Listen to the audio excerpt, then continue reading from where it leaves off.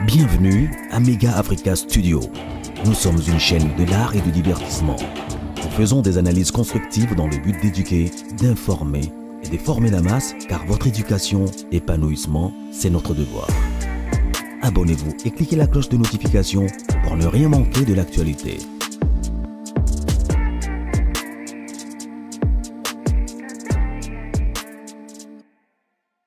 Salut les amis, c'est un réel plaisir de vous retrouver encore, très chers abonnés, sur ce nouveau numéro que nous allons vous présenter. Je dis encore merci à tous mes abonnés parce que vous le faites tellement bien. Continuez à vous abonner massivement, et si vous n'avez pas encore la chance, que vous me regardez aujourd'hui pour la première fois, abonnez-vous à Mega Africa Studio, cliquez la cloche de notification, aimez la vidéo, partagez. Il faut savoir que nous sommes ouverts pour des publicités. Si vous avez besoin qu'on puisse parler de vos produits ou vous avez besoin de collaborations, n'hésitez pas à nous contacter. Le numéro est affiché au bas de l'écran. On vous fera un bon travail. Voilà. Donc, déjà, nous sommes jour J, tout ce qu'il y a journée Mokoto le Bakaka pour na concert ya Koffi Olomide na ING Arena. En tout cas, à qui je souhaite déjà bonne chance. Toyebi déjà que mon pao azana ba tubi ya bien abanda déjà ko bercy mité ma ba mélomane ya bonne musique. Donc voilà, donc toyebi que côté wana ba obadé ba tolali pongia ba bébé parce que akopesa biso penza o tolingaka, et soki nanu osomi bien na ote yom tozali en Europe. En tout cas, c'est le moment, profitez déjà au sommet bien parce que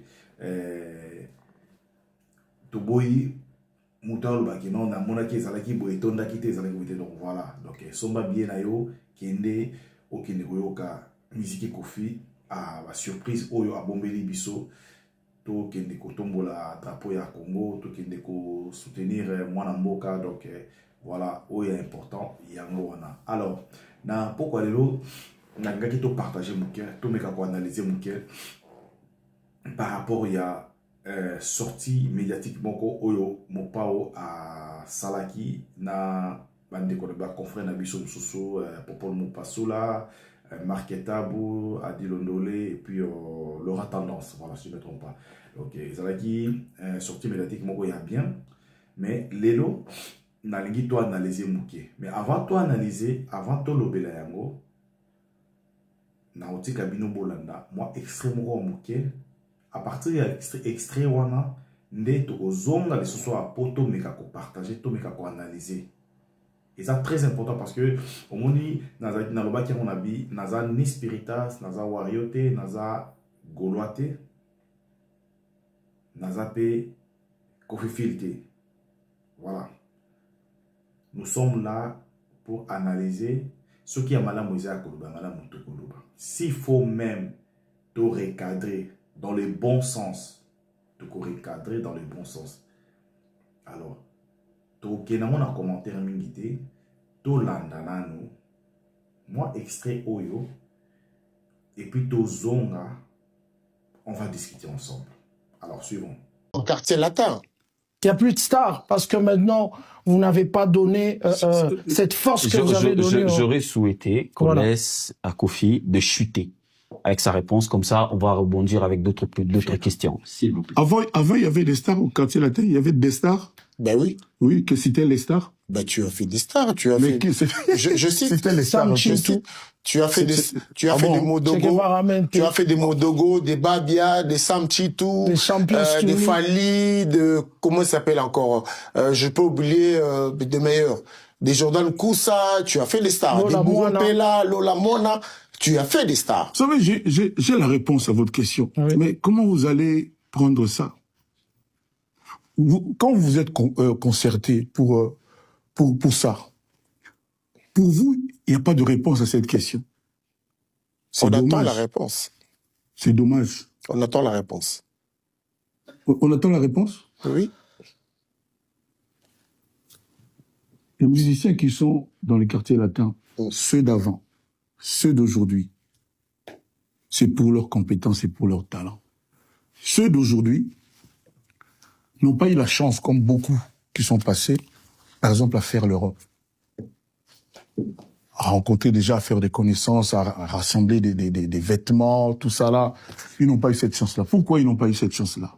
Parce que quand vous me parlez, vous ignorez que Kofi a fait lui-même 12 ans sans venir en Europe. C'est méchant de votre part. Non, cela se sait. Non, attendez. Il ne suffit pas que cela se sache. Je dis, quand vous parlez, ces enfants-là ont été fidèles à Kofi pendant la période difficile, pendant le chemin de la croix des Kofi. Pas tous. Oh là là, c'est pas possible. On ne veut pas continuer comme ça. Moi, j'ai horreur d'être interrompu inutilement, alors qu'on m'a posé une question. Vous devriez applaudir pour ces petits. Vous devriez applaudir pour ces petits. On ne les reçoit jamais dans les émissions. Parce que tous les journalistes sont, comment dirais-je, intéressés.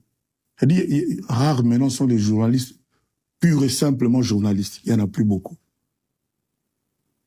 Regarde-toi dans le miroir. Pourquoi moi? Je commence, je fais le tour de la table. Hein.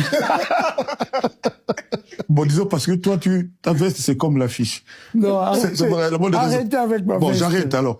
Je sais que... Lui. Arrêtez avec ma veste. Lui. C'est le seul journaliste qui, au vu et au su de tout le monde, roule pour son cousin.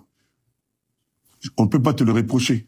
C'est-à-dire, il y a des gens qui sont chez eux, ils se demandent, mais lui, il est déjà le parent d'un des musiciens. Comment vont faire les autres? J'ai trop roulé pour Kofi. Attends, non, moi, tu as roulé pour moi? Tu vas pas le nier, je te permets pas de le nier. Non, ça passera pas. Pas moi. Bon, tu as roulé. Et je continue à rouler pour Kofi. Non. Aujourd'hui, j'ai accompagné mon fils à l'école. Je laisse les gens. Aujourd'hui, j'ai accompagné mon fils à l'école et je me suis dit, je me déplace à Bruxelles pour Koffi Olomide. Je continue de rouler pour Kofi et j'accompagne aussi mon ami qui est héritier. J'accompagne mon frère qui est Fally. J'accompagne tout le monde. Ouais. Tu as fini, je peux donc parler? Oui, j'ai été avec toi en Allemagne. Oh là là, papa, en quelle année? C'était quand vous étiez venu signer votre contrat? Non, mais en quelle année? Il y a 2 ans passés ou 3 ans? Non, moi j'ai pas été en Allemagne depuis 3 ans au moins. J'ai dit 2 ans ou 3 ans. J'ai dit 2 ans ou 3 ans. J'ai encore les images. Bon, tu as fini, je peux parler? Oui. Donc, toi, tu roulerais pour Kofi? Pour tous les artistes. Oh là là, tu as dit que tu as fini. C'est pas parce que ma réponse te déstabilise que tu dois m'interrompre. Pas du tout. Souffle de m'écouter. Pas du tout.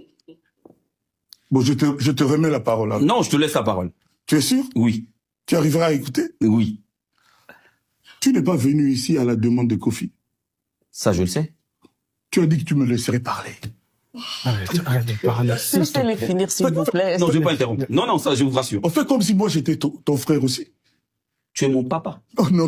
Tu n'es pas mon frère. Non. Tu n'es pas mon frère? Non, moi, je peux pas me tromper sur mes enfants. Je connais mes enfants. Oh, j'ai les images. Ouh là là. Papa, émission, ça ne va pas. Non, je laisse. Je laisse. Moi, je suis pas venu ici pour toi. Je souffre. Je veux souffrir de... Pas souffrir, mais je laisse parler. Mais ne soyez pas épidermique aussi. Je dis, tu n'es pas venu ici à la demande de Kofi.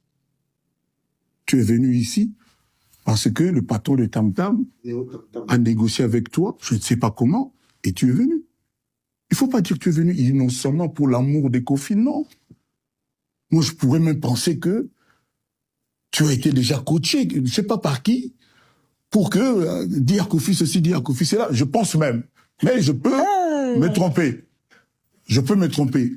Donc, ne dis surtout pas que tu es venu ici parce que tu roules pour Kofi. Ça, c'est franchement des ridicules terribles. Terribles. Personne ne se trompe sur ça. Tout le monde peut le dire, sauf toi. La relation... Donc, moi, je dis simplement ceci. Les musiciens du quartier latin actuel n'ont pas la chance d'être sur les plateaux des journalistes de l'ossature, des médias actuels, parce que les tenants de cette ossature, chacun a son camp clairement affiché. Et moi, attendez, moi je fais pas de reproche. On vit comme ça, et puis c'est bon. Alors, lequel de cette ossature a déjà eu l'idée d'inviter un musicien du quartier latin actuel? Sauf quand il quitte l'orchestre. Et à la demande, tout le monde sait de qui. Ils ne viennent pas comme ça. Ça se passe pas comme ça. A dit qu'il n'y a pas de star. Non, il n'y en a pas. Mais quelle est cette star qui égale Cindy aujourd'hui? Cindy, la Congolaise la plus aimée. Honnêtement, c'est-à-dire sans demander aux gens de dire qu'il est... Voilà, de retour sur ce plateau, Nakati Bouti Kolanda, ba image autour de Kawana. Comment est-ce que Kofi s'adressait? Il a commencé d'abord à s'adresser à Marc Tabo, mais Openza et Tike Biso Mukezali Ndenga s'adresse à qui na Nicolas Biso Popol Mupasoula. Voilà. Na ebité soki batu oba entouraka mopa o mokonzi. Ba meka kota lesaye to soki ye moko Kofi. Ami baka grandeur na ye. To aye baka place na ye na musique ya Congo to ya Afrique. Na ebité. Oyebi biloko mususu ogo salama ogo zala bozaki na mutu moko bolingana ki makasi bozaki ba camarade ou bien vous avez travaillé ensemble, vous avez passé des moments ensemble mais les lots boza ensemble étaient. Ogi pe ko sala chemin na yo sans toutefois kotanga koma mutu wana, sans toutefois ko pese ndisi moko ya mutu wana. Tout le monde a appelé moi dans mobile, puis rose à la base lingana qui et puis ba carbone dans ça vie na ye. Mais oya botika la peut-être atika le wana po le muso okuta na moninga na oh ndeni ana za bien. Ah oya ba kinga na carbone na Justin. Ah oya ba kinga na carbone na Adeline. Et rien sur temps okuta na bato cité bon, ce qui veut dire que tu n'es pas guéri de ça. Donc pas sur na les autres travailler. Alors Mopao na grandeur na ye. Oui, Fali a travaillé na quartier latin. Fali a donné le maire de lui-même na quartier latin. Mais si koyo esali ke Fali a sali chemin na ye, Mopao en tant que boss ya mboka, yepe atikali na makambo na ye. Mais selon Ngai, Nako préféré qu'à chaque fois Kofi Olomide Mopao azosa la sortie médiatique to batu bazo meka ko tuna e ba question o eko sala ke et tout un saye na fali popa a éviter yango pour na ko bati la grandeur na la crédibilité na ye.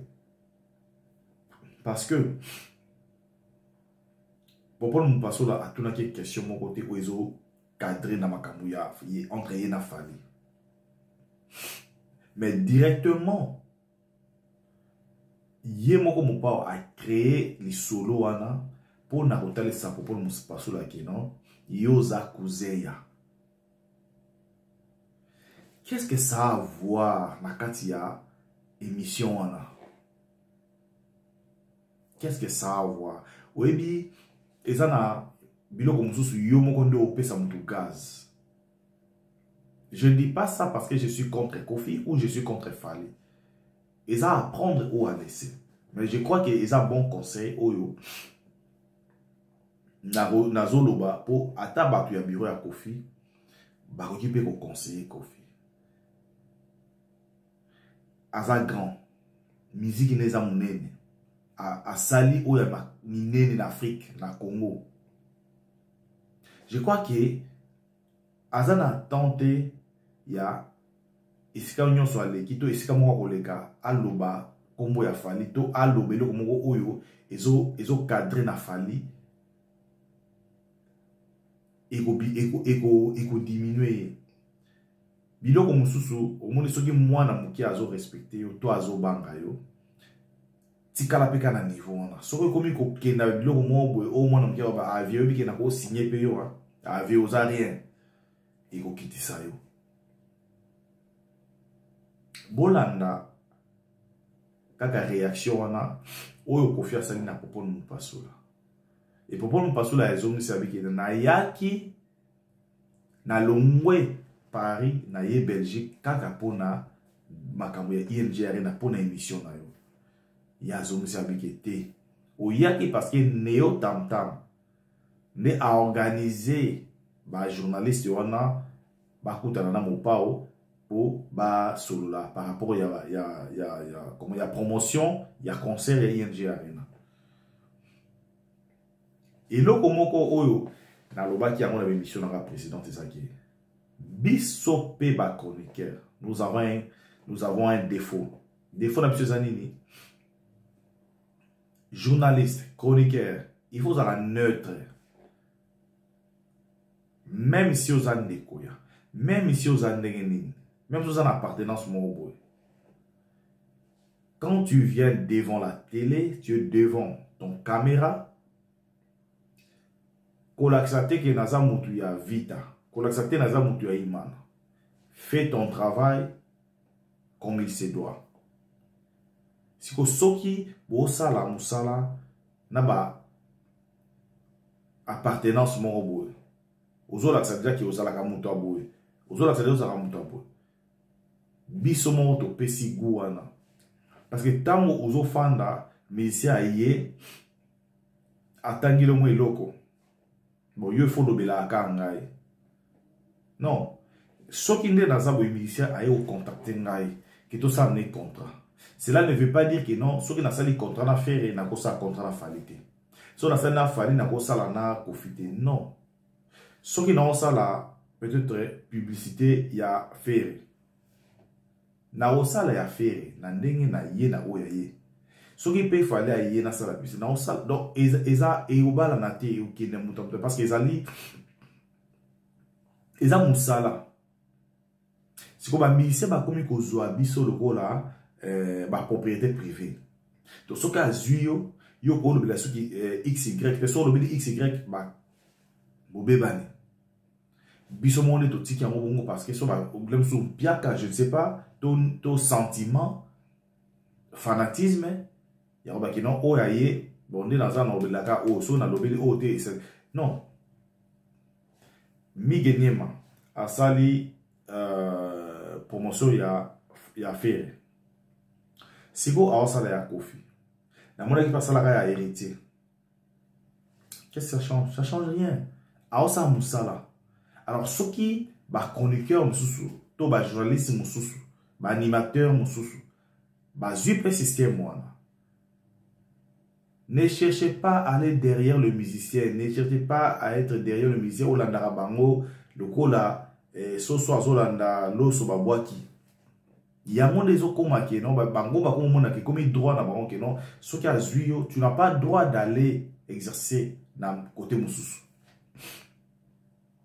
Parce que la minute oyo même si émission na bazaki ko sala ko faire tout sala ngona ba popo mu pasula mais na moté mané c'est comme si azaki aza blessé aza aoka mo bien té parce que azo mona popo mu pasula mais azo mona image ya fali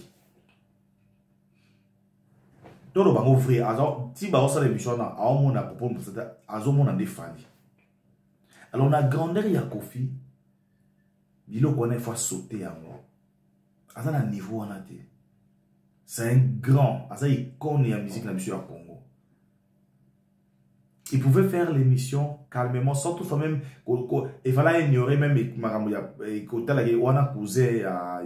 fallait pas solo la normale, la question-réponse normale. Place on a pensé na aucun bien na éviter. Ceux qui viennent au monde écrivez-moi dans les commentaires comment est-ce que vous avez trouvé ça. Mais pour moi, ça remarque moko yako cholate, remarque moko yako fingate, mais Kofi a ba place na yazali. Niveau rang o Kofi azali, ezara mon côté na ba génération oya ezo na sima wana te. Parce que nazo tela bino sikoyo bolanda après émission wana bonanda sikoyo réponse ya popone Moupassoula na émission mususu asali à répondre et la façon dont il a répondu aux hommes qui non yépé na place une émission parce que azala qui blessé alors pour asopa bione bimate qui va le non au moni okena lukani na kota kofi pendant que yoza causer afali au moni skonde kofi asopi au monde kofi alobi na yo directement à saliper émission mususu pour na kosala la droit de réponse ko non il n'a pas peur de Kofi. Voilà. Alors il fallait pas et les gars Kofi Asala à répondre à l'andabilo comme qui on a pour éco masco alors et éco manini oh bango baza bana devant Kofi tant Kofi banda ka bango baza la raté bango pe ba une nouvelle génération na bango c'est bien on applaudit mais il fallait Kofi atikala na respect au bapé sakaye ton a considération au bapé sakaye ateza ya lokuta ateza ya solo mais il fallait tikala ndengona il fallait émission na esalama lokola amona pour nous passer la lokola kaka journaliste lokola ba chroniqueur au bafanda ki wana amona été lokola image ya Fali mais yesi koyo amone na image ya Fali to landa na mu réaction ya pour nous passer là et puis deux zones pour nous conclure émission mais et puis ça peut ba mission mususu na ba chroniqueur mususu et puis ça peut les sons parce que musala oyo eza musala moko neutre ata ozo sala oyambinde kuna na sina mona de Blezo Wanga azan de ko ya Soleil Wanga mais ayambi Soleil Wanga mais a bêtier ma question mutu peso ayebita yebate ke bazai bandeko bayana leki c'est comme ça musale senga ndengo wana déontologie au senga ezala ndenge wana donc to meka ko sala effort ya ko changer moi biloko wana tango yambi mutu na plateau ataza pirio ataza ndeko na yo mema on ndenga musala alors mo pa ope na place na ye il fallait qu'il atika dans la place na ye wana akitate ala na biloko mikete oza déjà grand tika na ranger na wana pour nous passer la chroniqueur aza journaliste tant ba ye wana pona retourner ba question bosa lokola yoza musicien yaza les journalistes répondre na ba question na ye sans toutefois ko tala image mususu na sima wana. En tout cas franchement je n'ai pas aimé la réaction de Kofi Olomide. Talasko réaction na ye ndenga sala ki na Popol Mupasula bo talasko réponse à Popol Mupasula. On se retrouve après cette réaction de Popol Mupasula. Suivant. Paix cette émission. Tant que je toka, moi, j'ai dit, coupez, moi, Popol. Je vais citer quand même le nom qui me permet de dire autant à Komonaï Awa. Témoin, Karine Mukonzi. J'ai dit, coupez. Et pour la deuxième fois, na yebisi vie, na ye awa te poto soa nanga na yo. Total nenge bozo soa na marque. Karine Mukonzi. Je cite encore son nom. Qui dit à Kofi Olomide, prise, aux obébis ses missions na yo. Alors, Kofi Olomide, a benginga, tout au long de l'émission, t'as comment on oui. Et à cousin, les frères. C'est-à-dire que, un homme, on a fallu, nangaï, en fait. Place où un homme, on a ngate. Un homme, on a fallu. Il s'adressait à Fali. Il n'y a pas d'humiliation. Humiliation, c'est Kofi ne peut pas m'humilier.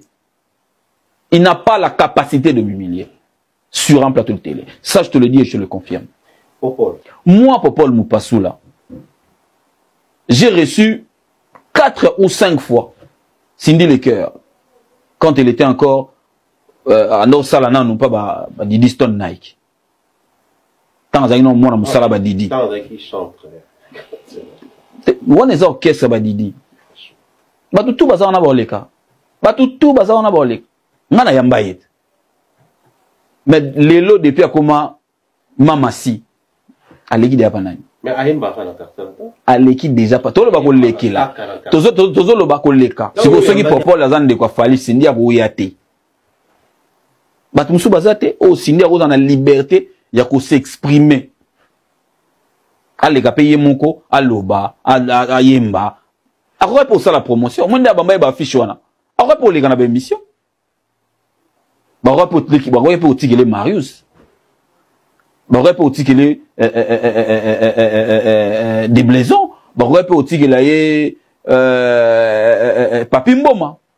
Ba pour tikele Popol Mukelenge. Au lieu ba bambisa ba affiche, ba bon, promotion est bien le roi au lingara quartier latin yo. On appelle 2 journalistes au viazo estimé que bah qu'on respecter moi si naie, tout à fait logique. Marius to Mukelenge l'exa bango basali montage na faveur na bien il y a Marc Tabou parce que au cours de l'émission il y a eu tiraillement entre Marc et Kofi comme tu n'as pas idée non ebsayo nanu au monati parce que justement je pense que Marc Tabou avait eu à faire une émission avec Eric Touti. Tant qu'on hérite tout en donnant le makamano, le marque en contenir hier, en l'accès qu'il fallait à monnaie, les billes monnaie, Marc a salé émission nature en boma ou Chur en boma disait des réalités sur la carrière de Cindy et c'est Pelissa Bangote. Donc, ce que nous n'avons l'accès à battre, moi c'est en haut, on met makaye, on estime makaye. Je veux que Batbaz à la vraie. Question où on en a posé, professionnelle, sur la carrière de sa femme et chanteuse naïe. Na question oyo avant na plateau azala les batunier Cindy robota mukolonini. Place nini il fallait azala mal à l'aise. Place nini il fallait silika. Tu vas comprendre avec moi que mutoya qui n'a intention mususu qu'on ne pouvait pas changer. De retour sur ce plateau, je crois Bomoni réaction pour mon passo là. Sikoyo a bomba qui passe yoana. Est-ce que sans a passe wana douleur wana siko na émission oyo ya ndekona biso wana. Moni à que voir même ce qu'on tali même bien a bêti moi border mon cœur na Cindy le cœur. Na ndenge ya propre. Alors vieux azavier atika na position na yewana. Alokata qui t'a trop bas na biloko mususu oyo peut-être baleki balinga qui va dépasser borne te ba komo dépasser borne ils a propre trait ils a propre ata mokete ils a propre trait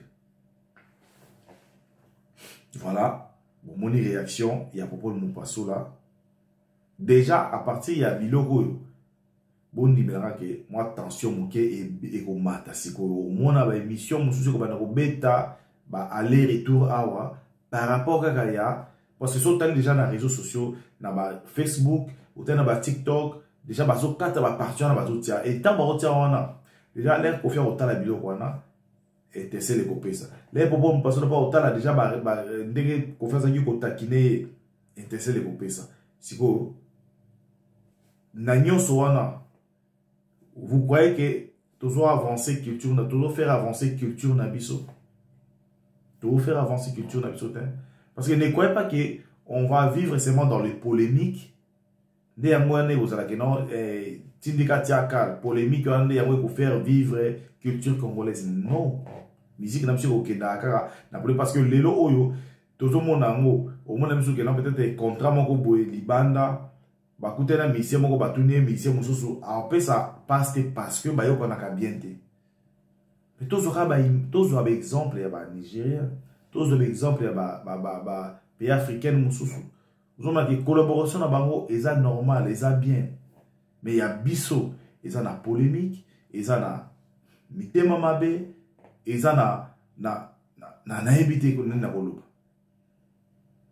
et servir biso na leçon vient la mission mon pao tolina ko mingi ING a rien les lobby awa tozo zela opesa biso le maire ya yomoko en tout cas bonne chance na quartier latin mama si yemoko mopao mais eloko to sengi ezali ke tikala na ngwende na yo zala likolo ka ndenge ozali koluka kokita trop bate na biloko moko ya mike olanda yoza kuze ya boy yoza boy non déjà tango omoni afin na plateau aye po na yo bien que ba recommander bango to ba recommander mais aye wana parce que oza Kofi Olomide parce que oza grand et j'ai na sepeli na